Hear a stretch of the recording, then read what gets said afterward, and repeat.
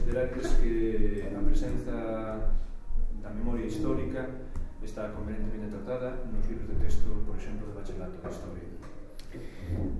Bueno, pois sobre ese tema eu teño fai moito tempo xa, cando miña neta máis bella, que agora xa estaba na universidade, estaba no instituto, un día pedinlle o libro de historia dela, a ver como era, quería saber que lle explicaban, que dicían, e quedei completamente atónito ao pensar como se oculta a historia, como se oculta a verdade a esta nova xeneración.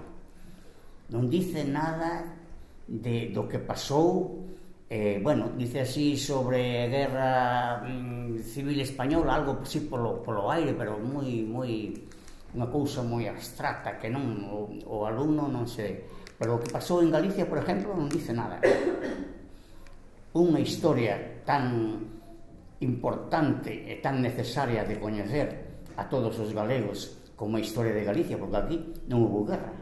Aquí hubo un xenocidio, hubo un crimen contra a humanidade dos máis grandes da historia. E iso está oculto, e iso non se fala. E son os políticos que nos toca vivir os culpables de todo iso. Eu creo personalmente que non o fan porque están envergoñados da maneira en como fixeron a transición. Vendéronos unha transición modélica e foi un paripé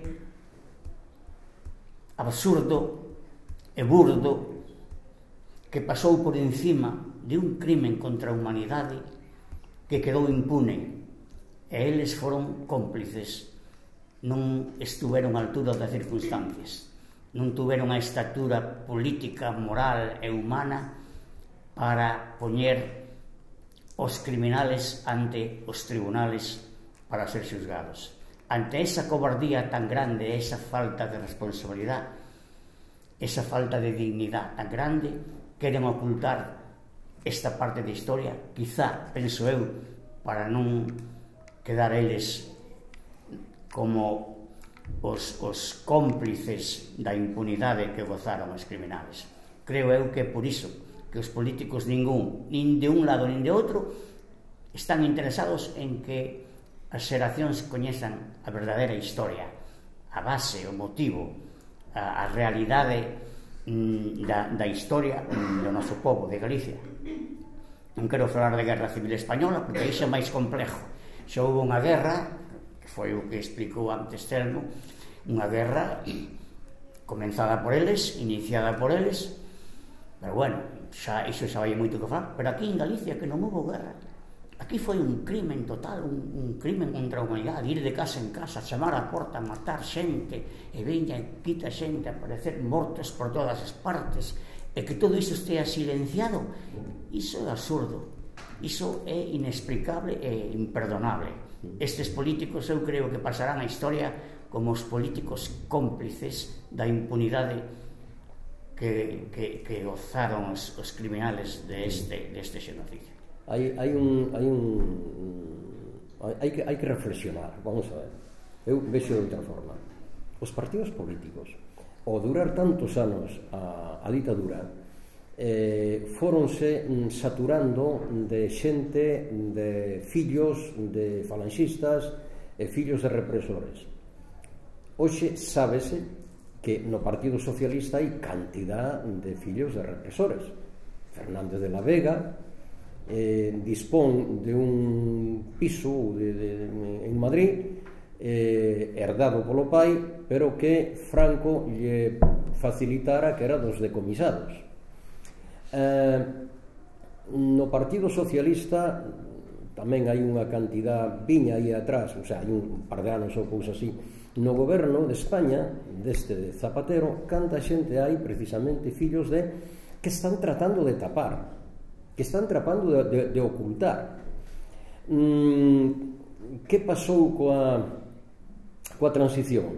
Quen fixo a transición? Home, o Partido Socialista derrumbouse en Suresnes, en Francia, cando foi daquela reunión cando erradicaron o marxismo, non? Foi cando Felipe González asumiu a dirección do Partido Socialista. A partir dali, o Partido Socialista non modificou os seus estatutos, entonces sigue sendo nos seus estatutos republicano. Non é verdad, adora o rei. Felipe González, o rei, pois truxo en Palmas. Según Amadeu Martínez Inglés, aquel ex coronel de Estado Mayor, que ten escrito varios libros, concretamente, cando foi o 23F, el estaba de axudante do Jugen, jefe da Xunta de Jefes de Estado Mayor. E era o que estaba enlazando todas as capitanías de España. Este home escribiu un libro sobre eso. Esos libros non teñen a menor difusión, están completamente bloqueados, en moitos casos pois cómpranos e tápanos e tal, ou quítanos incluso das estanterías. Alfredo Grimaldos, que escribiu un libro hai 3 ou 4 anos sobre a Iglesia Católica desde, salto dunha cousa noutra, non? Pero todo ven a dar lo mismo, sobre a Iglesia Católica do ano 78 en diante, en unha conferencia que deu aquí en Vigo, relataba que estando el no Corte Inglés asinando libros, empezaron a baixalos das estanterías, dos andeles, e a quitarlos a xente das mans. Punto. Aquilo non se podía vender. Entonces, a cuestión é que dicimos, bueno, acabouse a censura? No, a censura está aí, na prensa, na radio, na televisión, e mándanse as mensaxes subliminales que se queiran. Ten razón Antonio, son os políticos, pero vamos, son os políticos desa transición que aqueles fillos dos represores meteronse dentro dos partidos políticos chamados democráticos. Entón, por parte do Partido Popular, xa se sabe que están aínda non condenaron ese golpismo. Temos a Manuel Fraga Iribarne, fundador do Partido de Alianza Popular, despois renovado en esto, no Partido Popular, que está no Senado. E dicíame unha señora non hai moito, como é posible que este home cos anos que ten e tal, e que se mira nunha cadeira de rodas, este no Senado? É que é moi inteligente ou que pasa? Dixe, non, o que pasa é que ten que estar aforado, porque non estar aforado, este home, calquer xuiz de calquer outra parte do mundo que non sea España, donde a lei de punto final do ano 77 pois tapounos a todos, pero este home pode ser reclamado pola xusticia nun momento determinado. Entón, estando aforado, amigo, é outra cousa.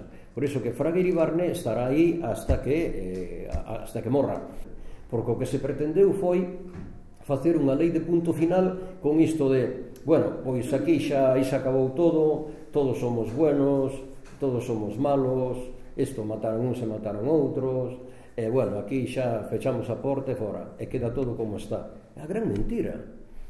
En España opuxémonos a lei da memoria, cando se estaba elaborando, 78 ou 79 asociacións. O resto mirou por outro lado. Aquelas que están enganchadas en partidos políticos de un lado ou do outro, miraron por outro lado. O Partido Socialista poseu polo comunismo polo partido. O do Partido Comunista, porque a Esquerda Unida estaban que Llamazares foi un firme defensor desa ignominia, non? Que acontece? Que os xuicios sumarios siguen aí.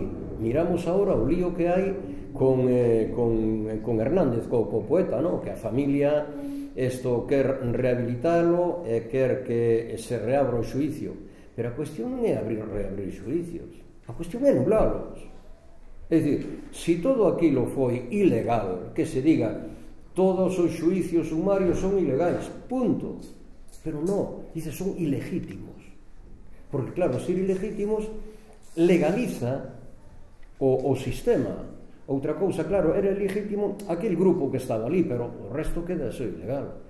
O non tratar de ilegal eso, todo demais como está, non hai posibilidad de recuperación. Asistimos constantemente ao problema que hai con Garzón. Por qué?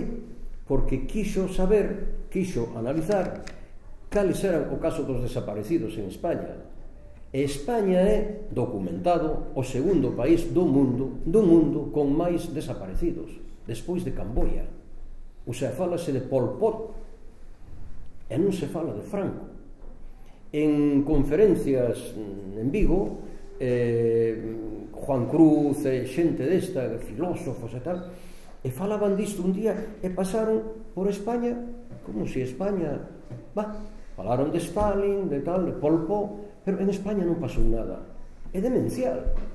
Pero que hai? Entonces, claro, ao non levar os libros de texto toda esta historia, despois, precisamente, de que se dice que hai unha democracia, a xuventud sigue na ignorancia. E por iso eu lle dicía, e digo, que a vos isto está escoitando mellor por primeira vez, porque vos os pais é que non mo puderon explicar. Por qué? Porque non se enteraron, porque non puderon enterarse. E os avós tampouco, porque os que fomos escolarizados nos anos 40, pois fomos precisamente na maior das represións. Compre que pouco a pouco a xente vaya enterándose a través da pouca xente que quedamos, porque fillos quedamos moi poucos, netos están preguntando ahora que pasou co meu avó, non? E xente como ti, e con a dirección deste colexio, non? Deste instituto, que se interesan en abrir esa luz que somos nós en este caso, e dicir, bueno, aquí está xente que pode falar con conocimiento de causa e que pode traer incluso isto, o que está pasando hoxe en día, a arestora.